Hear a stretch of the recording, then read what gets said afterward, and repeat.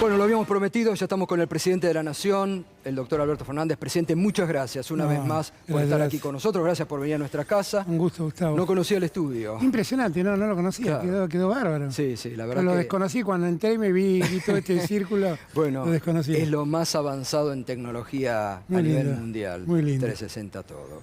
Preparando el viaje. Sí. Muy importante el viaje, ¿no? Yo creo que sí, que es un muy buen momento. Además, también es muy buen momento que el viaje ocurra después de haber reordenado las cosas con el fondo, porque por ahí mucha gente no lo sabe, pero todos los acuerdos comerciales con Rusia o con China o con cualquier país del mundo estaban prácticamente todos supeditados al acuerdo con el fondo, a que tengamos un acuerdo con el fondo. Con lo cual nosotros pudimos sacarnos de encima una limitante que teníamos y darnos certeza para el futuro, poder generar un horizonte de proyección que podamos alcanzar y que nos permita lo que necesitamos, que en la Argentina se siga invirtiendo, se siga produciendo, se siga generando trabajo. Justamente David recién decía eso, ¿no? Que muchos se preguntaban, ¿pero por qué no le pedimos la plata a China o a Rusia? No, sí. Y se olvidan claro. que, lo bien decía David, que China te dice, primero acordar con el fondo y después venía a hablar con nosotros. Claro, es que en la cabeza de muchos todavía existe esa idea del mundo bipolar, claro, entre el mundo capitalista y el mundo comunista.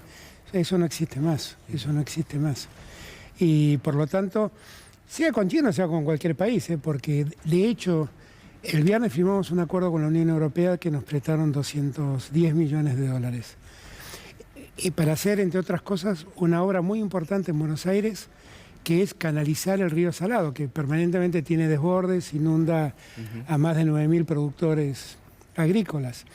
Ahora, la verdad que habíamos convocado a la firma y ellos estaban pendientes de que tengamos un acuerdo, porque sin el acuerdo la firma no tenía es que había otra validez. Posibilidad, presidente.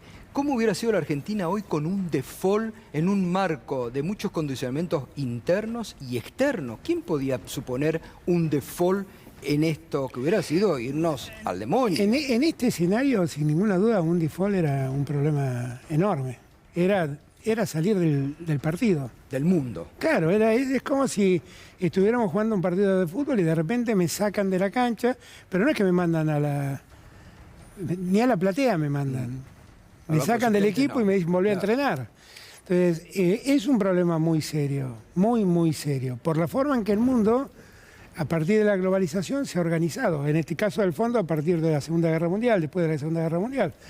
Pero esta lógica de los organismos multilaterales de crédito, en verdad a uno le imponen cumplir ciertas reglas. Si la pregunta que uno tiene que hacerse es, ¿uno está contento de ser deudor del fondo? No, definitivamente no lo estoy. Definitivamente lamento mucho la decisión que en su momento tomó Mauricio Macri de endeudarnos del modo que nos habíamos endeudado. ¿Hay una alternativa a tratar de ponerse de acuerdo con un sistema de cumplimiento con el fondo? Y no. No, porque el default no es una alternativa. No, porque además, miren, nosotros, por ejemplo, vemos permanentemente cómo crece la industria automotriz. Yo acá los veo a ustedes y veo cuando David muestra cómo crece la industria automotriz. Ahora, esa industria tiene un 45% de componentes importados. Claro. Nosotros no estamos en condiciones de importarlos si no tenemos un acuerdo con el fondo en este caso. O sea, nuestras reservas se irán agotando hasta que un día, digamos, no podemos importar más. Exacto. Entonces, esto era un paso necesario que dar. Si ustedes me preguntan, ¿y estás contento? No hay nada que festejar, No hay nada que festejar. Simplemente a mí me eligieron presidente para que resuelva problemas. Y este era, yo estoy convencido, el mayor problema que tiene la Argentina. Yo estaba repasando, ¿no? Las notas que le hacíamos a usted en la campaña del 2019, cuando fue electo y las conversaciones que tuvo. A ver, usted en ningún momento dijo no le vamos a pagar al fondo, ¿no? Recordábamos recién que el sábado hizo una muy buena nota David en Página 12. Néstor en el 2003.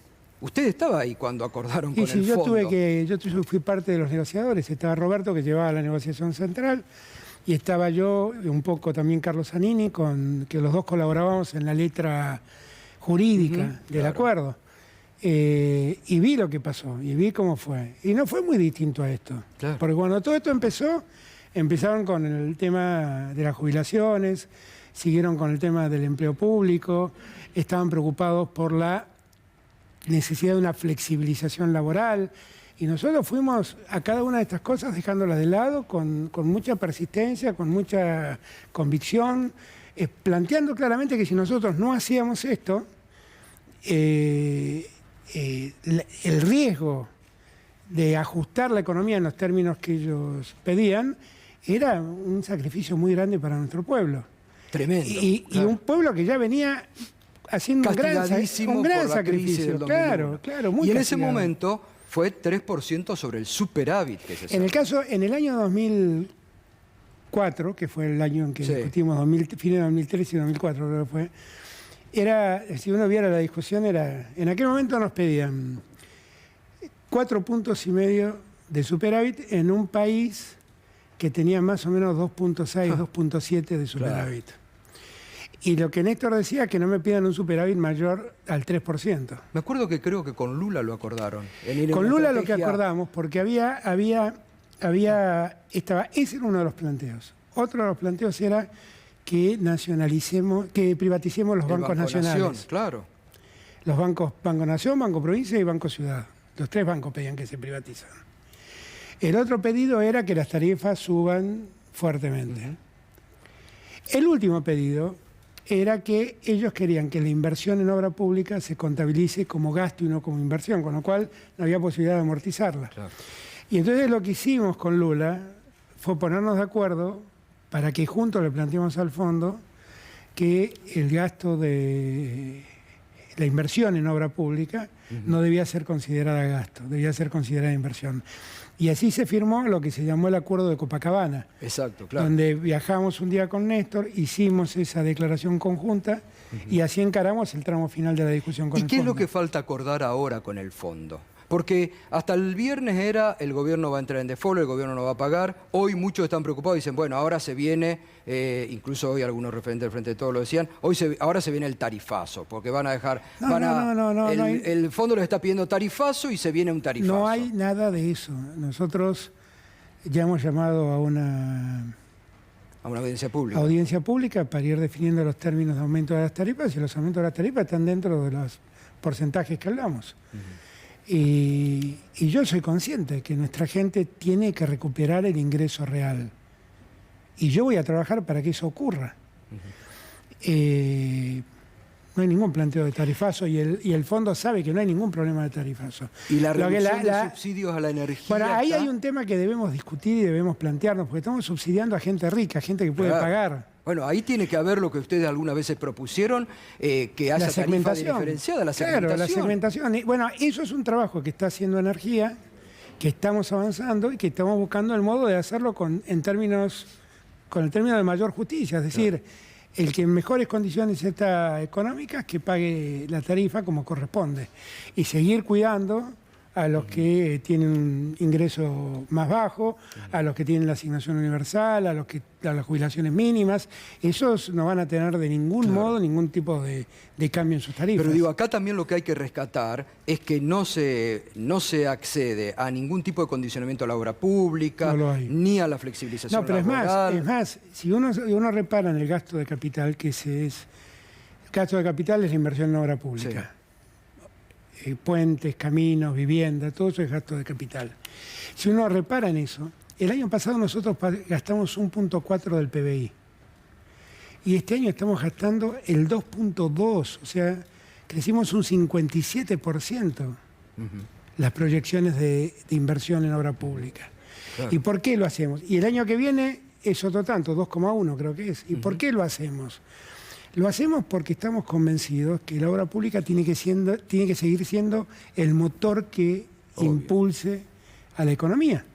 Y en eso también nos pusimos firmes y eso también es tal como estoy diciendo. Presidente, ¿lo sorprendió la decisión que adoptó Máximo Kirchner en la tarde de hoy a través de este comunicado de renunciar a la presidencia y decir que no está de acuerdo con lo que usted ha afirmado? Yo la verdad es que con toda franqueza hablé el miércoles pasado con Máximo. Máximo me contó sus diferencias con este tema y hoy me llamó y me dijo que había tomado esta decisión. Yo francamente le dije que creía que no era necesario que tome esta decisión. Él me dijo que era una decisión que ya había tomado. Me dijo inclusive que lo había hablado con Cristina y que Cristina tampoco estaba de acuerdo con esto. Es decir, que Cristina tampoco apoya. Eso fue lo que él me dijo. Cristina no apoya tampoco el acuerdo, según las palabras. No. La renuncia a la renuncia banca. a la banca. Cristina también tiene sus matices y sus diferencias con el tema del fondo. Es así. Y yo lo sé. Pero lo que pasa es que hay un punto, el presidente soy yo, y hay un punto donde tengo que tomar las decisiones. Totalmente. Y tengo que resolverlo. Por supuesto. Y la verdad es que yo estoy convencido que tomamos el mejor camino. Estoy seguro de eso. Ahora, eso no quiere decir que dentro del frente no haya matices, haya visiones un poco más preocupadas porque este acuerdo conduzca a algún tipo de ajuste que nosotros no queremos hacer, ni mucho menos. Bueno, yo eso lo respeto. Máximo tomó esta decisión. Mañana estaremos decidiendo a ver quién nos reemplaza. Para que quede claro, porque si no nos van a titular, Cristina no estaba de acuerdo con que renuncie Máximo a la presidencia del bloque. Exactamente. ¿Y usted ha hablado con Cristina sobre este acuerdo como...? Hablé antes de firmarlo. Yo sé que Cristina tiene una mirada distinta, tiene matices distintos, pero bueno, hay un momento en donde, más allá de lo que escriban los medios, de lo que digan los medios, hay un momento donde tengo que tomar una decisión. Totalmente, claro. Y yo tomé esta decisión. Y yo estoy convencido que lo hice preservando a la economía argentina. Y estoy convencido que es el mejor acuerdo que se podía lograr con el fondo. Cuando uno mira comparativamente cómo han sido los acuerdos que precedieron a este acuerdo, en condiciones parecidas a la presente, la verdad este acuerdo es casi único. El de Néstor también fue muy firme. Porque ganó tiempo Néstor en el 2003. Exactamente. Yo me acuerdo que Keller era el director ejecutivo del fondo. Y cuando estábamos por cerrar y él seguía insistiendo con estas cosas que nosotros nos negábamos a aceptar, en un momento yo le dije, mire, a la economía argentina la conocemos mejor nosotros que usted. Usted tenga confianza en lo que yo le digo. Va a ver que va a tener muchas más posibilidades de cobrar si nos dejan hacer las cosas como nosotros decimos, que si las hacemos como ustedes dicen. Y 2 años después le pagamos todo al fondo. Exacto. Pero hay que tener presente que la deuda que hoy tenemos con el fondo es 4 veces y media aquella deuda. Exactamente, claro. Hoy es un caballo de Troya lo que ha dejado.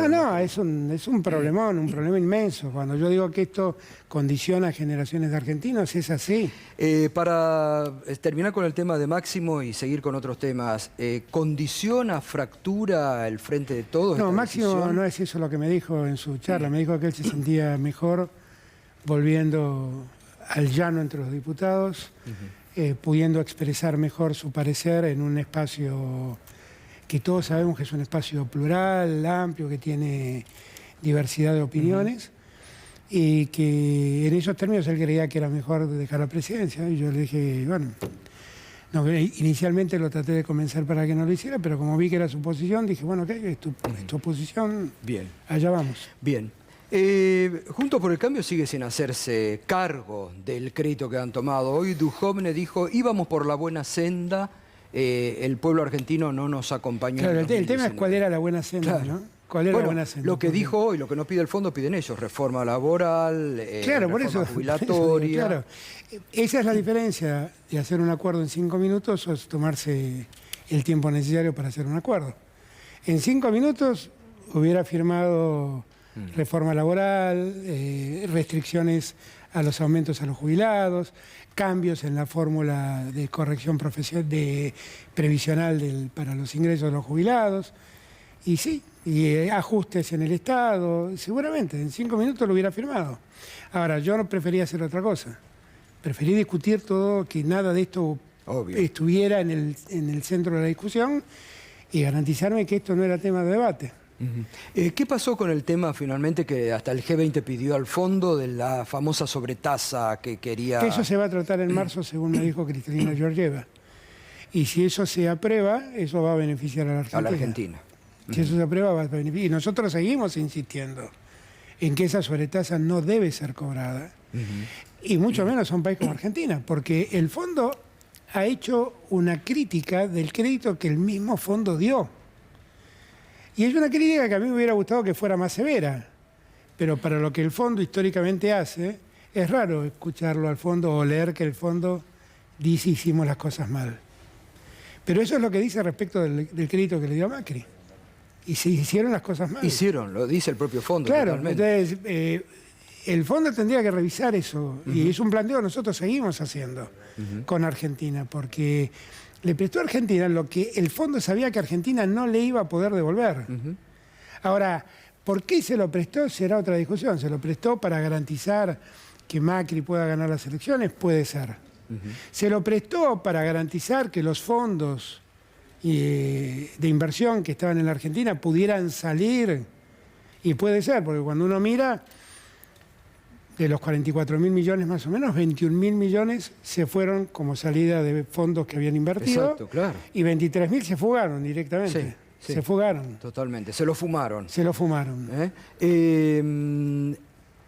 Entonces, de aquí a marzo, ¿usted cree que va a poder presentar ya al Parlamento Estamos trabajando para que eso pueda ocurrir y para cumplir con el compromiso que asumimos, que es la deuda es, por sobre todas las cosas, una obligación que el Estado asume en nombre de todos los argentinos.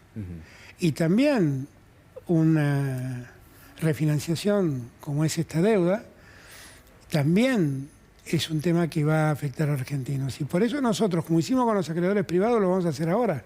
Vamos a poner a consideración del Congreso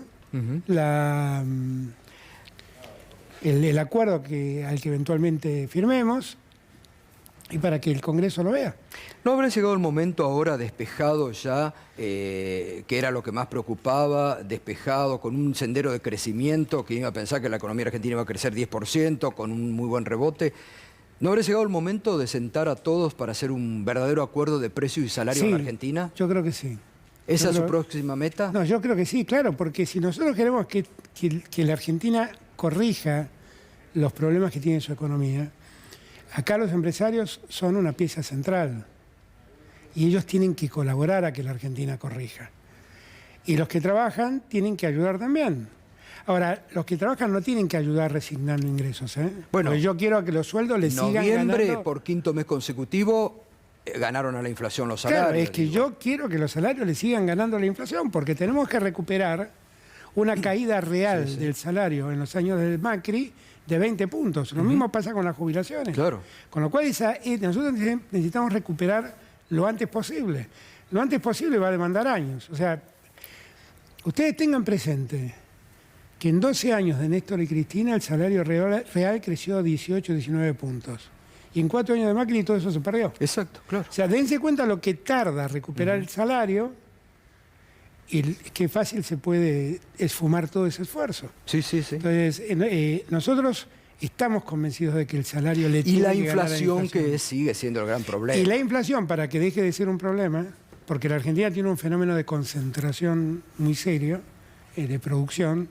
O sea, son muy pocos los productores de alimentos, son muy pocos los productores de leche, son muy pocos los productores de pan, son muy pocos los productores de cerveza. Bueno, ahí están los monopolios, ¿no? Y bueno, hay mercados que están muy concentrados en muy pocas empresas.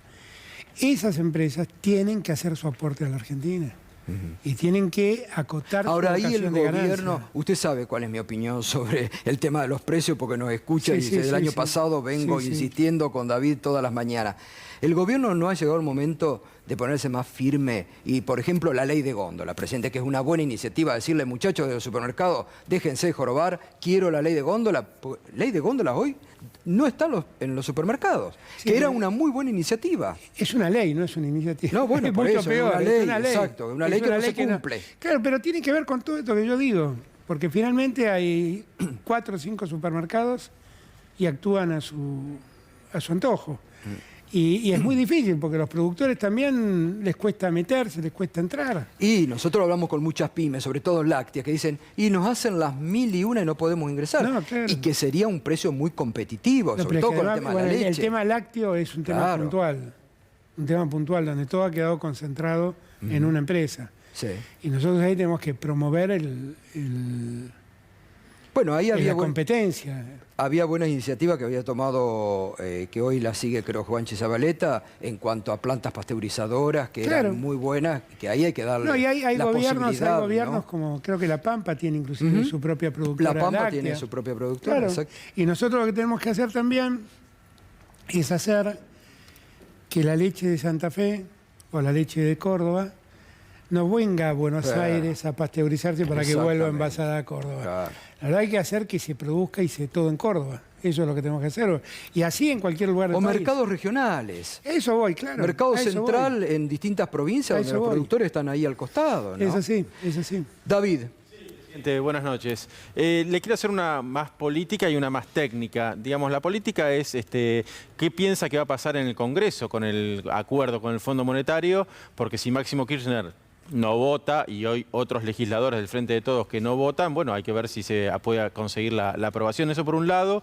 Y también respecto de esto, bueno, hay mucho enojo dentro de sectores de simpatizantes del Frente de Todos que dicen, bueno, al final no se puede con el fondo, no se puede hacer la ley de medios, no se puede hacer la reforma judicial, como que no se puede nada, este gobierno al final no puede nada. Eso dicen simpatizantes del Frente de Todos que le recriminan a usted esta situación. Esa reflexión de esa cuestión política y una técnica si del viaje a Rusia y China piensa que va a aumentar el nivel de los yuans para el canje de monedas y eventualmente los DEX para las reservas del Banco Central. De Rusia, ¿no? Por parte de Rusia. Fueron un montón de preguntas. Y sí, me aproveché. ¿Cuál era la primera? La primera tiene que ver qué va a pasar en el Congreso. No, yo espero que el Congreso entienda que nosotros tenemos que resolver un problema y que en verdad estamos haciendo algo que otros gobiernos no han hecho, que es poner a consideración del Congreso un proyecto de acuerdo que para nosotros es un acuerdo que ningún acuerdo con el fondo es bueno, partamos de esa premisa, pero de todos este era el mejor posible. Este era el mejor posible. Y espero que así lo entiendan y que nos ayuden, porque en verdad no tener un acuerdo con el fondo genera, como aparentemente hablaron antes de mi llegada, genera un montón de condicionamientos para otros tipos de créditos que para nosotros son centrales. Los créditos del BID, los créditos de la CAF, los créditos del Banco Mundial, los créditos del Banco Europeo de Inversión, los créditos que pueda darnos China o Rusia. Todo esto nos quedaríamos colgados si no tuviéramos un acuerdo con el fondo, con lo cual yo apelo a la responsabilidad de todos y a que se entienda que en verdad no es una necesidad del gobierno de Alberto Fernández, es una necesidad de la Argentina para seguir apostando al crecimiento. Respecto a esto de la imposibilidad del gobierno en avanzar en algunas reformas... Ahí la discusión es que muchas de esas reformas requieren mayorías parlamentarias, o sea, requieren que el Congreso tenga la vocación de hacer esto. Yo mandé una reforma judicial que se aprobó en el Senado y nunca pudo pasar en diputados. Ahora, no es que me quede de brazos cruzados. Yo escucho a algunos decir, bueno, pero ¿por qué no investigan la responsabilidad de los que tomaron la deuda? Bueno, yo hice una denuncia penal que está tramitándose, que no está en un cajón, y que está la Procuración del Tesoro muy detrás de esa causa. Ahora, hay una parte que no depende de la presidencia. Nosotros somos un Estado democrático, un Estado de derecho, y ese tipo de cambios y ese tipo de reformas, que yo las voy a seguir impulsando y que voy a seguir insistiendo, porque yo creo que la justicia no está funcionando bien. Y hay que insistir en eso. Y creo que tenemos un problema de funcionamiento en la Corte. Y nadie tiene que ofenderse por esto, porque estoy hablando de uno de los poderes de la República. Claro. No es que me estoy entrometiendo en otro lado, estoy hablando de uno de los poderes de la República. Como ellos han opinado políticamente en cosas que por así no le competen, claro, ¿no? Y cuando uno mira cómo han funcionado, uno mira con preocupación ese funcionamiento. Entonces, lo que muchos compañeros y muchas compañeras tienen que entender es que no es un decreto presidencial el que resuelve esto. No es un decreto presidencial. Ni volver a las viejas prácticas del macrismo que hoy están saliendo a la luz de persecución y de los medios... Yo la verdad cuando hablo de la necesidad de que la justicia funcione de otro modo, lo hago desde la tranquilidad que me da haber sacado a todos los espías de la justicia, haber sacado a todos los operadores de los gobiernos en la justicia, no haber hecho jamás una acción persecutoria contra nadie, inventando causas, inventando pruebas, habiéndome sometido yo a la justicia cuando fui imputado por un fiscal y autodefendiéndome con mi propio patrocinio, me presenté a la justicia. Después hubo problemas de competencia, decisiones que tomó la justicia, inclusive con los que yo no estaba de acuerdo, pero no apelé para no dilatar el juicio. La verdad es que el que habla no ha hecho nada de eso y desmanteló, con un extraordinario trabajo de Cristina Camaño, desmanteló el aparato de espionaje que habían dejado funcionando dentro de la justicia. Lo desmantelamos. Eso tal vez no lo perciban muchos compañeros y compañeras y muchos ciudadanos. Pero eso es muy importante, porque eso hace a la calidad de la justicia. Y además, presidente, con todo lo que está saliendo ahora a la luz de la Gestapo macrista, vidalista, que yo creo que desde el retorno a la democracia no ha habido un andamiaje de persecución más tremendo y feroz que el que hicieron Macri y Vidal. Es que a uno lo asombra cuando ve eso. Cuando Cristina Camaño me contó que había encontrado eso, primero me mandó la transcripción y yo leía y decía, pero no puede ser esto. Entonces dije, ¿y vos me decís que esto lo tenés grabado? ¿Está filmado? Sí, está filmado. Y cuando vi la filmación no lo podía creer. No lo podía creer, porque es una cosa seriamente es difícil de creer que eso pueda ocurrir. Y lo hicieron. Que de repente se junten un grupo de empresarios con un viceministro de Justicia, 3 agentes de la AFI, un intendente, y empiecen a ver de qué modo perseguimos a fulano de tal. Y entonces le dicen, lo que ustedes tienen que hacer es hacerlo caer a fulanito para que haga tal cosa. Por los testigos no se preocupen que ya los tenemos. Van a ir y van a decir tal cosa. Tremendo. Yo no puedo creer que eso haya ocurrido en la Argentina. Y en verdad lo que tenían que hacer es solo pedir disculpas. Es oprobioso que algo así haya ocurrido. No, una vergüenza. Pero también uno podría cansarse de decir las cosas que han ocurrido. Digo, en la Argentina, a un juez se le ocurrió decir que alguien que haya sido funcionario no tiene derecho a que el proceso transcurra con su libertad porque puede tener un poder residual y puede hacerlo valer en contra de una investigación. Yo eso no lo leí nunca. En la Argentina el principio de inocencia se perdió. Cristina está siendo en este momento juzgada por el, entre comillas, delito de haber mandado un presupuesto con obras públicas. A propósito, usted tiene que declarar mañana. Que tengo que declarar el 15. Creo. ¿Qué lo va a hacer por escrito? No, voy a ir al tribunal, ¿Va a ir? Sí, claro. ¿Va a ir personalmente? Pero sí, claro. ¿Cómo no voy a ir? Si, es todo un delirio lo que está pasando. No me quiero escudar en el derecho a declarar por escrito. Voy a ir y voy a explicar lo que yo creo. Que es lo mismo que le dije todos estos años a ustedes. Exactamente, sí, porque cuando no hablaba con Cristina, yo marcaba estas cosas en la justicia. Sí, sí, que no es que empezó ahora. La verdad es que la justicia tiene que entender que tiene que revisar lo que ha hecho. Fue muy grosero lo que hizo.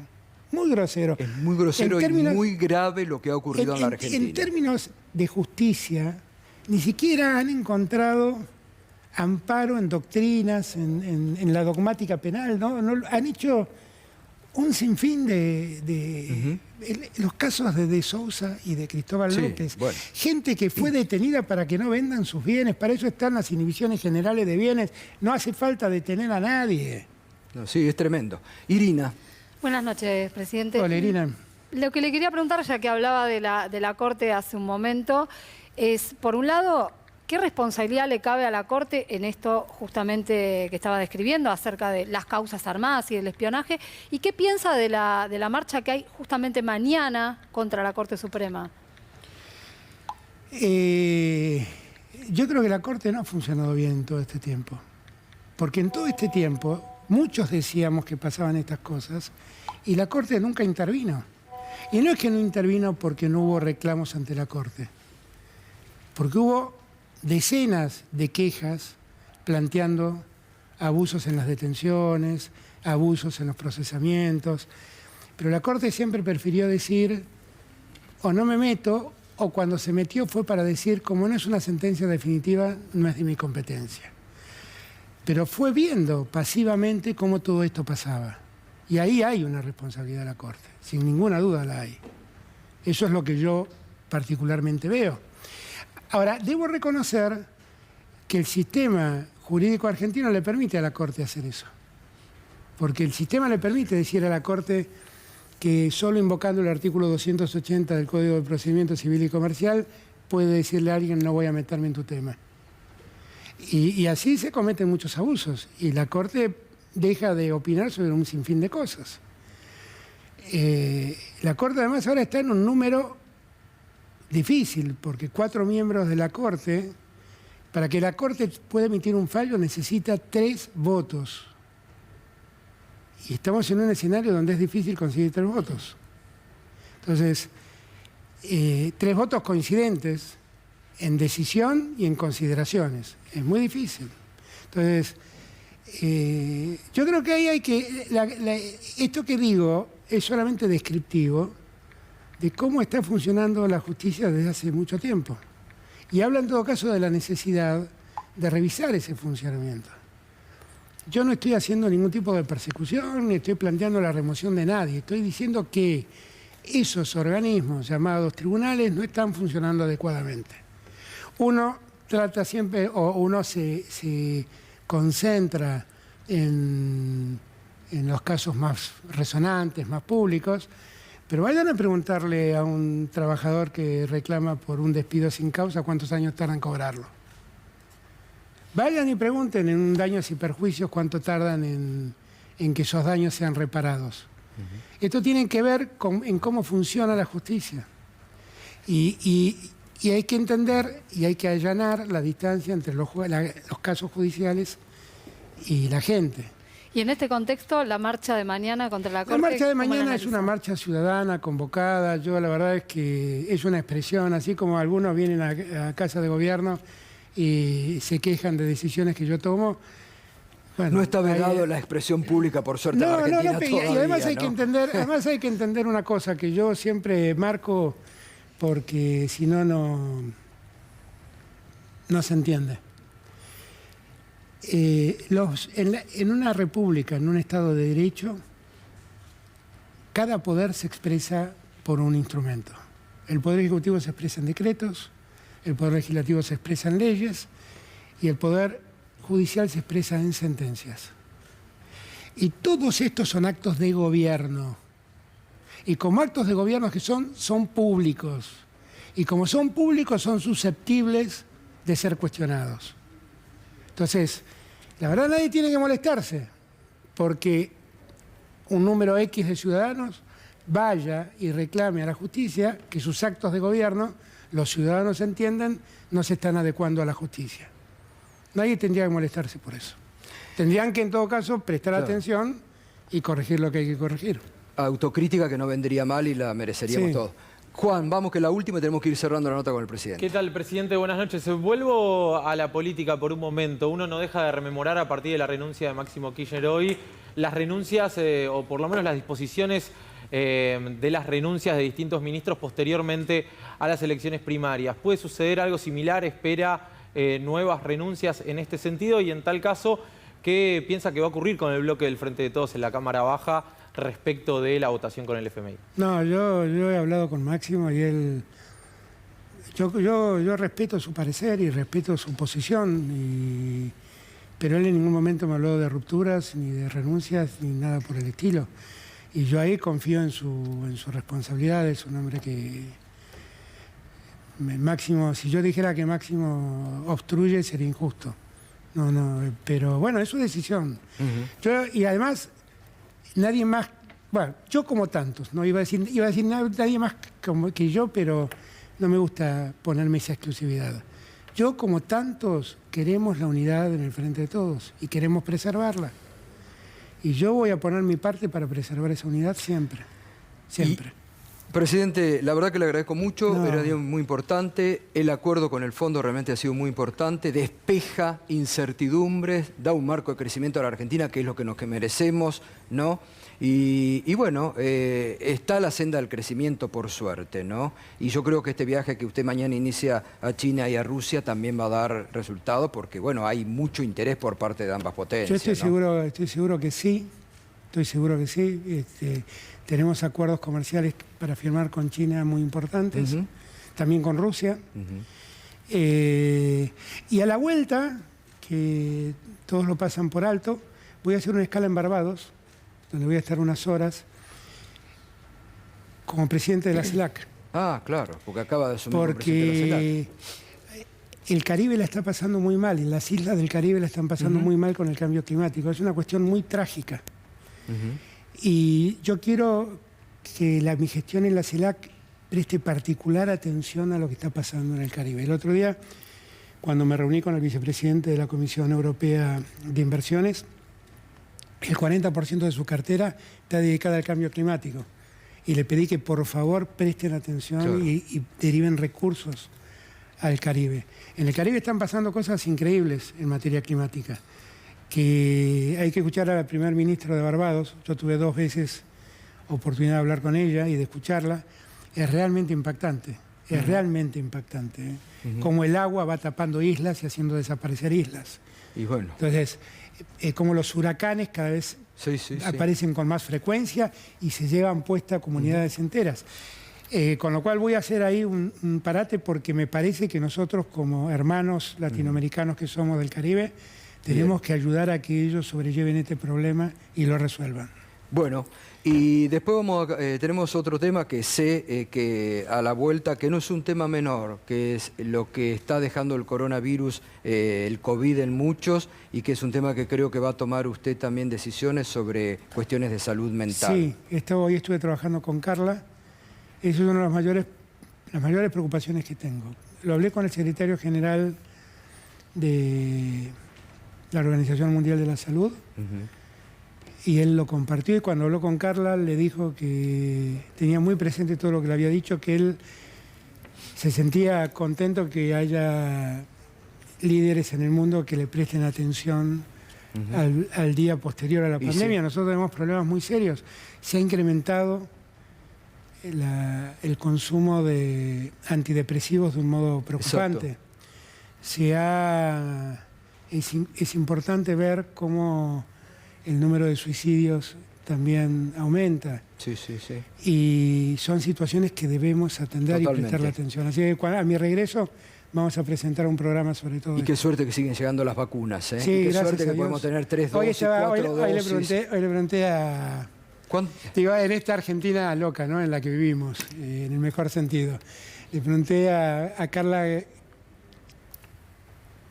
qué cantidad, qué vacunas compramos en mayor cantidad. ¿Qué vacuna compramos en mayor cantidad? Sputnik, diría. Pfizer. No. Pfizer, Moderna y Sputnik es la tercera. Miren todo lo que discutimos en la Argentina. Está en contra de Rusia, entonces. Claro, estoy en contra de Rusia, tal cual. Bueno, muchas gracias, presidente. No, muchas gracias. Muy amable como siempre. No, gracias a ustedes. Un gusto verlos de vuelta. Y la verdad que siempre es un gusto charlar con usted y la posibilidad que nos da de hacer Vine al muchas gracias piso por porque visitarnos. quería ver a los amigos también, que hace mucho que no los veía. Bueno, muchas no los gracias. veía por Zoom. Sabemos que está muy ocupado, estamos con algunos minutos de más, que no se enoje Gabriela que está allí, pero era muy importante. Saludo a Pablo, que veo que está esperando, está haciendo precalentamiento. Así está Pablo Dugan también. Gracias, presidente. No, muchas gracias. Buen viaje, a todos. buen Gracias. viaje. Hacemos una pausa y ya volvemos.